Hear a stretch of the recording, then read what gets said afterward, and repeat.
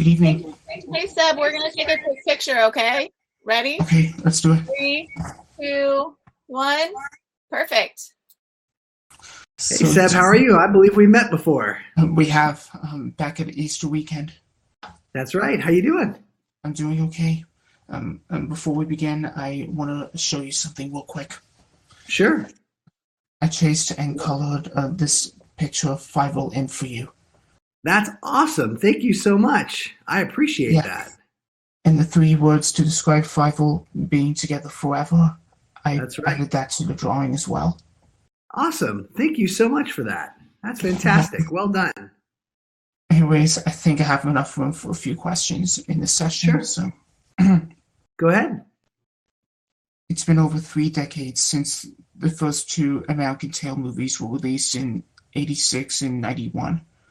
What has been the highlight for you being a part of this Don Bluth classic? I mean, it's the foundation of my career, Seb. I was 6 years old when I made the first movie and 8 when it came out into theaters in 1986. And everything I have in my career started with Fievel. So it is the pinnacle of all of my work, from acting to producing, and everything I do all started right back here with An American Tail. So it's my foundation. It's everything to me. Yeah, it sure is. And here's the next question. Sure. If you were to travel back in time to your younger self, the Phillip Glasser you once were before giving Fievel his voice, what advice would you give him? Ooh, that's a tough one. I mean, I think, I would say just remember everything maybe a little bit more, because I was so young. I had no idea. And I think nobody knew what American Tail was going to become. So if I could go back, I'd say, really cherish all these moments. Not that I didn't, but I was so young that I didn't understand and maybe completely appreciate all what a part of history I was becoming. And I had no clue. So that's probably what I would do. Great question. Thank you. And here's the final question. I know that recently we lost Will Ryan, the voice of Digit in the first movie, American Tail, who took part in your last Q&A back in April. What were some of your favorite memories working with Will Ryan whilst he voiced the character of Digit? I think I only worked with him once, possibly when we were actually recording, but I saw Will. We did a Comic-Con together in Las Vegas before he passed. So I was able to at least spend a few moments with him, and it was pretty amazing. And, he was a pretty tremendous man. Wow, it sure was. Was that taking place before or during the pandemic? It would have been, it was earlier this year. So it was this year during the pandemic. Mm-hmm. Okay. Anyways, cool. Thank you, Philip, for letting me talk to you. And thanks, again, Seb. Happy 35th anniversary of American Tail. Thanks. And you have a Merry Christmas, buddy. I was just about to say that. You too. Okay, bye. Take care.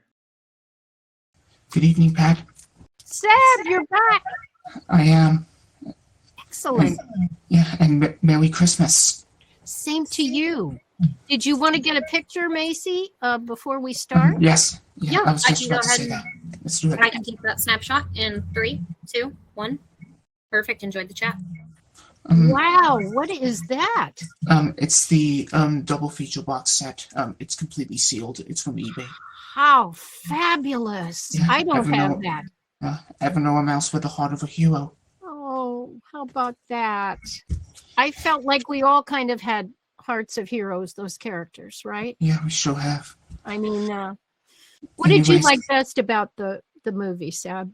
I don't have the right words to describe it. Just like the heart of the story and the feels and all the emotions. That's what makes a perfect finding your way home type of film. You're absolutely right about that. And the fact that he gets lost, that little boy gets lost, the little mouse. Yeah. See, I even now think little boy. I mean, little boy mouse. They were people to me. You know what I mean? They were such real characters that we embodied, and it was wonderful.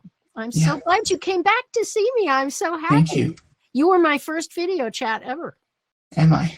Yeah, Thank you were. Yeah. And So go ahead. you want a few questions. Sure, hit it.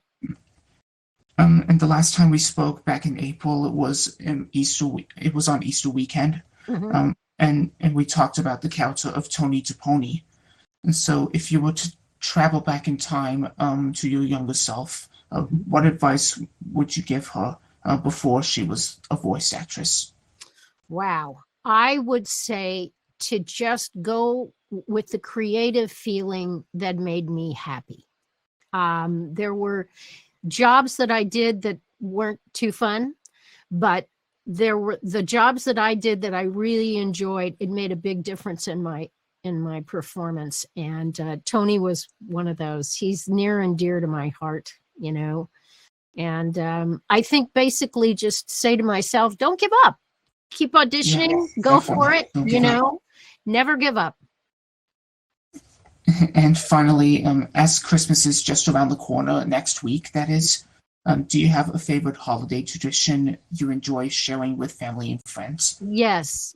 My daughter, May, who does voices, she's the voice of Tinkerbell, and a bunch of others. But we're going to go to Christmas dinner at her house, which I'm excited about. Yeah, her brand new house that she's gotten, and we're going to go there for dinner. And we've done that forever.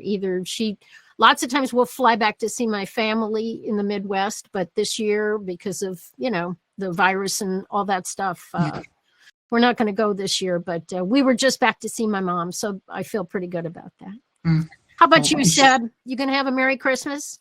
I sure am. And be sure to say hello to your daughter for me. I enjoyed her Tinkerbell movies. Oh, I will let her know. And I hope I see you again. I'm so grateful you came back to see me again. Okay. And happy 35th anniversary to An American Tail. Thank you, and Happy New Year. You too. Okay. Bye. Bye-bye. Good evening. Good evening. All right, we're going to take that quick snapshot. Okay, let's do it. Oh, nice. All right, 1, 2, 3. Got it. I do and trace this in for you, John, because it's the 35th anniversary of the first American Tail movie. Thank you. Thank you. And I also like the pencil sketch that you showed at the beginning of the Q&A that I just saw. Oh, thank you. Thanks so much. Anyways, I've got a few questions for you Okay. relating to An American Tail. Sure. You were the lead animator on Don Bluth's movies like American Tail and The Land Before Time. Right. How hard was it for you to be a lead animator in movies like those? I'm kind of supervising all the other animators, so the difficulty is you have to divide your time up amongst all of the people that you're supervising. So while I'm trying to get my work done, there might be 5 people outside my room that need me to look at their work and their animation right away. So my day would get chopped up. And at the end of the day, I would have to find a moment where I can actually sit and concentrate on my own work to get my own scenes out. Many times I would be working on posing out scenes to hand out to other animators. For instance, like, you know, the sequence where Tiger meets Fievel? Yes. That sequence, it might have been 15, 20 scenes. I would go through with the layouts that Don created, and I start posing it out, putting key animation poses in there for all the animators. And then after I would do that, I would issue each of the scenes to the animators, and they would go off, and after about 3 or 4 days, they will have worked out a rough pass of their scene, and then they would show it to me for approval or critique. So as a supervising animator, you're spread over maybe 12, 15 different people. So it's hard, but it's very rewarding because you're responsible for nurturing and help bringing up and raising the next generation of animation artists. Wow, that's a lot of interesting facts. Yeah. I think I have time for one question. Okay. And what do you think is the secret to being a lead animator in the animation industry? It requires an awful lot of patience, and you have to be very diplomatic. You have to be able to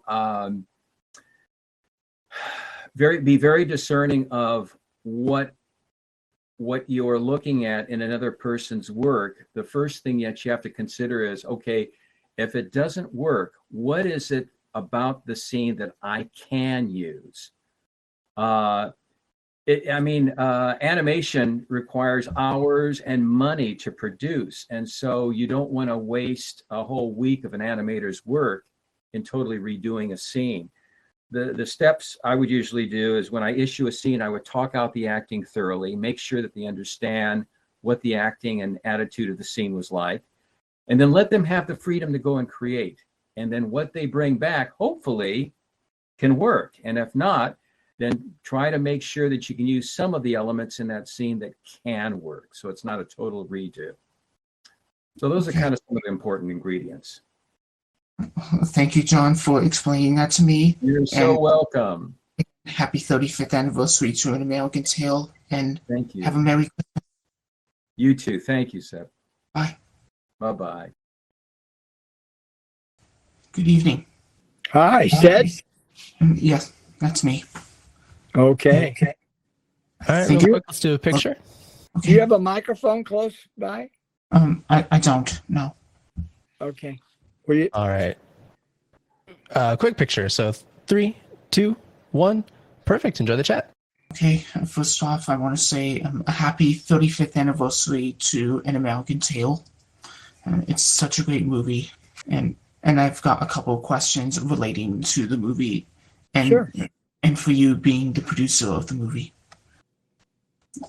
You of course, you were the producer of An American Tale and a few other animated movies you did with Don Bluth. And for any future movie producers out there who want to be inspired by you, what advice would you give them? For you to be a producer? To anyone who wanted to be a producer. That's hard to do. I mean, in our case, we started at just drawing and then learning how to animate. And it's not until you get up higher to know all the things that are involved with making a movie. And it has to be, you'd have to be in there to listen and find out what they're doing. Going where you can have theater people that can teach you. How old are you? I'm 21. I'll be 22 in January. Oh wow, those are great. 20s are fun. Yeah, and I'll take that advice on movie producers. Anyways, I think I have enough time for one more question. Sure.